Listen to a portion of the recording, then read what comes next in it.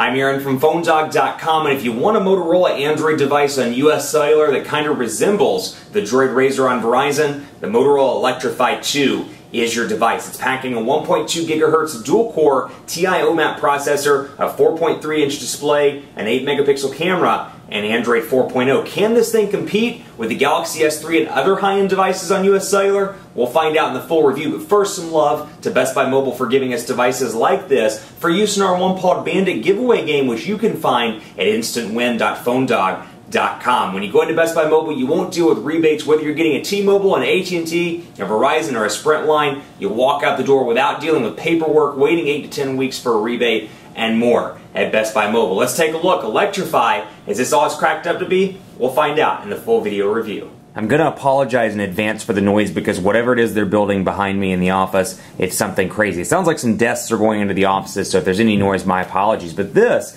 is the Motorola Electrify 2. It's available at US Cellular now, and it's packing some pretty decent specs as what I would consider to be kind of a low high-end device on US Cellular. The downside is, at least when I pull it up, it's showing up as $179.99. So for $180 you can get this with a 1.2 gigahertz dual-core TI OMAP processor, a 4.3-inch display with 540 by 960 pixels, an 8-megapixel camera, 1,780 milliamp hour, non-removable battery. So it's a nice device all around with ice cream sandwich. It does have Motorola's user interface, but a very light, almost stock version of Android 4.0. So specs-wise, it's not a bad device. That said, for 20 more bucks, you can get the Galaxy S3, which includes some great specs that are higher than this and packs 4G LTE capability. So if you're in a market where US Cellular markets 4G LTE, you'll be good to go there and you won't be on the Electrify. So those are things you have to consider with this device, but all pricing aside, it's probably my favorite Motorola device in the market right now for a couple of reasons. One, this kind of flies in the face of what I typically say in a review where I say user interfaces are still kind of required for the mainstream consumer. I still believe that. That said, for you people that like stock Android, that was pretty offensive. I didn't mean to call you people. That's terrible. But for those people that like stock Android purists, this is going to be a near perfect device because it offers an almost clean stock version of Android 4.0. It has Motorola's user interface, and you do see Motorola's customizations in a few spots. You'll notice the on-screen button slightly different here. Recent applications looks almost identical, and you'll see some changes in the notifications bar, and of course in some things like applications, where you can see Motorola's icon layout over here as well with widgets. Kind of looks like a Motorola look and feel there, but you'll notice that it's a very pared back version of Motorola's UI, even more pared back than devices like the Atrix HD, the Photon Q 4G LTE, and more. But it's available at US Cellular. Power buttons on the top, 3.5 millimeter headphone jack on the top, micro USB charging port up top as well. Volume rocker over here. Nothing on this side with the exception of your micro SD card slot and then your micro SIM card slot if you're in an LTE area, which I'm actually roaming. I'm not in the US Cellular market right now. And then you've got an 8-megapixel camera on the back with 1080p HD video recording, a US Cellular logo right there, and then Motorola on the back as well. US Cellular on the top, or on the bottom rather.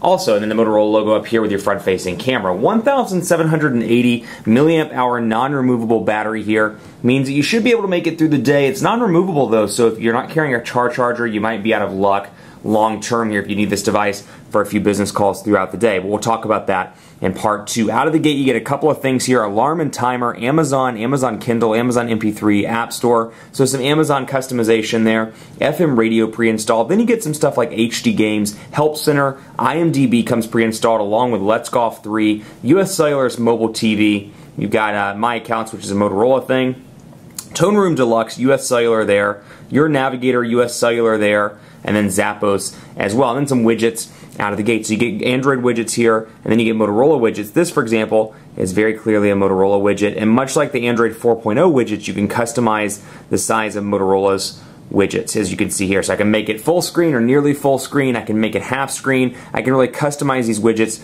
to make them my own. And again, in stock Android configuration here, there are 5 home screens, as you can see right here. And when you hit home, it takes you right back to the one in the middle. So not a whole lot comes out of the gate when it comes to US Cellular applications, Daily Perks, Your Navigator, and Tone Room. And let's take a look and see if any of those can be uninstalled. In the past, some of them have been able to be uninstalled. We'll take a look here and see which ones you can here, if you can do it with any of them. Perhaps you can't. Looks like Your Navigator can be uninstalled. Either that or at least the update to your navigator. We'll take a look. Uninstall, finish. It looks like I can get rid of that. I can get rid of Let's Golf 3 as well. So if you're frustrated with those games that come pre-installed, you're like, I'm never going to use Let's Golf 3, which, let's be honest, is like me. You can get rid of that and save up, or shore up rather, some space on the device itself. Let's take a look at messaging. We'll open up text messaging. I'm going to open this up here and see. And we'll enter the recipient over here, and you'll see Motorola's custom keyboard here. Now, this is not an Android 4.0 keyboard. It's Motorola's multi-touch keyboard, or Moto English Input as they're calling it now. Google Voice typing and swipe pre-installed out of the gate as well, so you can take advantage of either of those. Now, this is a 4.3-inch display, and if you've worked with something like the One X or the Galaxy S3, you'll notice right out of the gate that this is not an HD display. Portrait to landscape transitions nice and fast. The TI OMAP processor works relatively well, and it's clocked at 1.2 gigahertz. But again, taking a look at this, the blacks are nice and black on this device. You do get a nice display, but that said, it's not an HD display, and it is noticeable when you're looking to me at high resolution text or images or things like that. I can really tell the differences. So we'll say the Quick Brown Fox, and we'll autocorrect that to brown, or the Quick Brenda Fox is happy that it is hump day. Or how about bump day? It's bump day. Do the Humpty Hump. Yeah, do the Humpty Hump. Well, do the Bumpty Bump, whatever. The Quick Brown Fox is happy that it's bump day, but I meant to say hump day. And you'll see in landscape mode as well, 4.3-inch display means it's really easy to type on this device in both portrait and in landscape. Motorola's keyboard, not my favorite anymore. I actually like the Jelly Bean stock keyboard and the Ice Cream Sandwich stock keyboards quite a bit, but Motorola's multi-touch keyboard is nothing to scoff at by any means. And when you look at the user interface-based keyboards like this one versus the TouchWiz keyboard versus HTC Sense keyboard, I do find that Motorola's keyboard is impressive, and to me it's a little bit better than Samsung's keypad and HTC's keypad. So keep that in mind as you're going through your buying decisions. We'll take a look at the browser here as well. Again, 3G on this device, 3G only, no 4G capabilities, and I'm in a non-US cellular market right now, so I'm roaming off of most likely Sprint. So forgive the internet speeds. These are not necessarily indicative of US Cellular's true network performance, but we'll take a look at PhoneDog.com and let it load up over here as well. So pinch to zoom, much like the Droid Razr and the Droid Razr HD, or I mean, excuse me, Droid Razr Max on Verizon, pinch to zoom is relatively responsive here, little to no lag, and again, you can really draw comparisons between this device and the Droid Razr and Droid Razr Max on Verizon. So obviously the HD and the HD Max are on their way, and they're differently designed, but this one reminds me a lot of the Razr on Verizon. So if you love that design, you like the Kevlar back, which this has as well, you like the front, but you wanted something on US Cellular, this could be your option for them, and you can stay on your carrier. So you've got PhoneDog here, and you can see the tabs as well as all the browser information here. When I go in here and click menu, I can refresh, I can request desktop site, save for offline reading, and more. So I've got all of those features there, just like I do on typical Android devices. Also, let's take a look at the phone application, and forgive me, I've done some test calls, so I want to make sure there's no recent calls in there.